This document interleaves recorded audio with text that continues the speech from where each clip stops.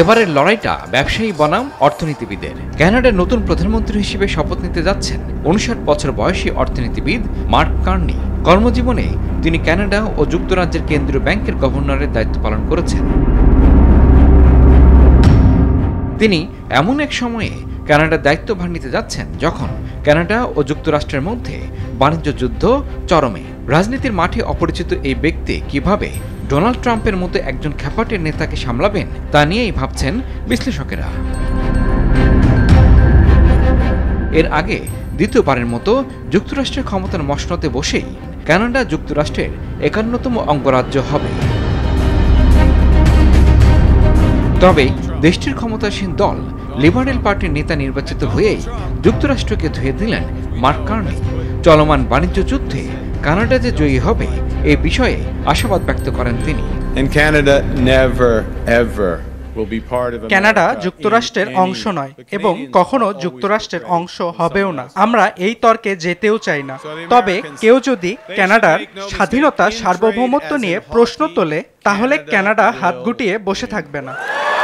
এর আগে দলীয় নেতাকর্মীদের উদ্দেশ্যে দেয়া বিদায়ী ভাষণে জাস্টিন ট্রুডো বলেন, বিগত 10 বছরে কানাডার জনগণকে সঙ্গে নিয়ে অনেক সংকট মোকাবেলা করা হয়েছে।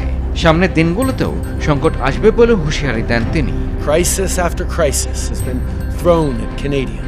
বিশেষ করে যুক্তরাষ্ট্র কানাডার অর্থনীতিকে চাপে ফেলবে বলেও মন্তব্য করেন জাস্টিন ট্রুডো। যুক্তরাষ্ট্রকে মোকাবেলায় কানাডাবাসীকে ঐক্যবদ্ধ থাকার আহ্বান জানান তিনি।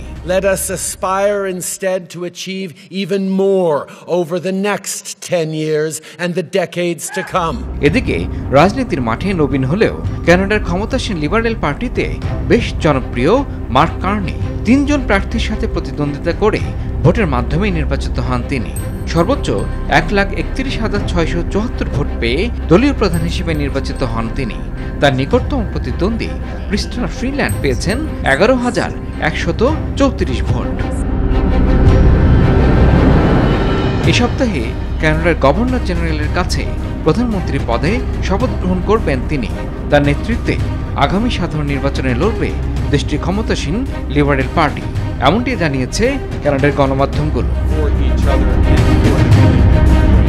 কর্মজীবনে অর্থনীতি সামলানো মার্ক কার্নি রাজনীতির নতুন অধ্যায়ে ডোনাল্ড ট্রাম্পকে কতটুকু হিসেব নিকেশ করে চলতে পারবেন সেটা দেখার অপেক্ষায় রয়েছে পুরো বিশ্ব। ইমরুল হাসান, RTV।